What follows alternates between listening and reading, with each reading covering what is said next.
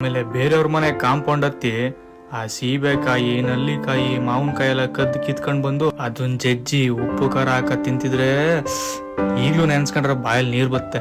ಇದೆಲ್ಲ ಕದಿವಾಗ ಬಚಾವ್ ಆದ್ರೆ ಮಾತ್ರ. ಅಕಸ್ಮಾತ್ ಏನಾರು ಸಿಗಾಕಬಿಟ್ಟು ಅನ್ಕಳಿ,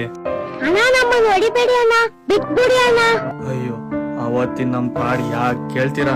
ಇದನ್ನೆಲ್ಲ ಇವಾಗ ನೆನ್ಸ್ಕೊಂಡ್ರೆ ಎಷ್ಟು ಖುಷಿ ಆಗುತ್ತೆ ಅಲ್ವಾ? ನಾವು ಮಾಡಿರೋ ಕೆಲ್ಸಗಳನ್ನ ನೆನೆಸ್ಕೊಂಡ್ ನಾವೇ ನಗಾಡ್ತೀವಿ. ನಿಮ್ಗೆಲ್ಲ ಇನ್ನೊಂದ್ ನೆನ್ಪಿದ್ಯಾ? ನಾವ್ ಚಿಕ್ಕವರಿದ್ದಾಗ ಚಿಟ್ಟೆಗಳ ರಾಶಿ ರಾಶಿನೇ ಬರ್ತಿದ್ವು. ಅದನ್ನ ಹಿಡಿಯೋದೇ ನಮ್ಗೊಂದ್ ಕೆಲ್ಸ. ಅದು ಸೂಜಿ ಚಿಟ್ಟೆ ಕಡ, ಇದು ಎಮ್ಮೆ ಚಿಟ್ಟೆ, ಇದು ಟ್ರೈನ್ ಚಿಟ್ಟೆ, ಅದು ಕೆಂಪ್ ಚಿಟ್ಟೆ. ಹಿಂಗೆ ನಾವ್ ಇಟ್ಟಿದ್ದೆ ಹೆಸರು ಆ ಚಿಟ್ಟೆಗಳಿಗೆ. ಆ ಚಂಚನೆಗಿರೋ ಚಿಟ್ಟೆಗಳನ್ನ ನಮ್ ಕಣ್ಣಕ್ ಬಿಟ್ಬಿಟ್ರೆ ಬಿಡ್ತಿದ್ವ ಅದನ್ನ. ಅದ್ಯಾವ್ ಬೇಲಿ ಮೇಲೆ ಹೋದ್ರು ನಾವು ಅದ್ರ ಹಿಂದೆನೆ ಮೆಲ್ಲಗೆ ಹೋಯ್ತಿದ್ವಿ ಹಿಡಿಯಕ್ಕೆ. ಆ ಬೇಲಿಗಳಲ್ಲಿ ಯಾವ ಮುಳ್ ಚುಚ್ಚರು ತಲೆ ಕೆಡ್ಸ್ಕೊತಿರ್ಲಿಲ್ಲ, ನಮ್ ಬಟ್ಟೆಗಳು ಹೊರದವ್ರು ತಲೆ ಕೆಡ್ಸ್ಕೊತಿರ್ಲಿಲ್ಲ.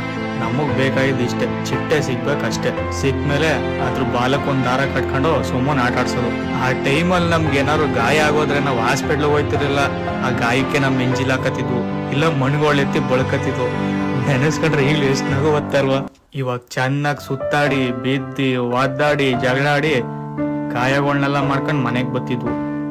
ಈಗ ಜೀವ ಡಗ್ ಡಗ್ ಅನ್ನಕ್ ಶುರು ಆಗೋದು. ಯಾಕಂದ್ರೆ ಅಲ್ಲೇ ಅಮ್ಮ ಪೊರ್ಕೆ ಸೌಟ್ ಹಿಡ್ಕೊಂಡ್ ಕಾಯ್ತಿರ್ತಾಳೆ ನಮ್ಗೋಸ್ಕರ.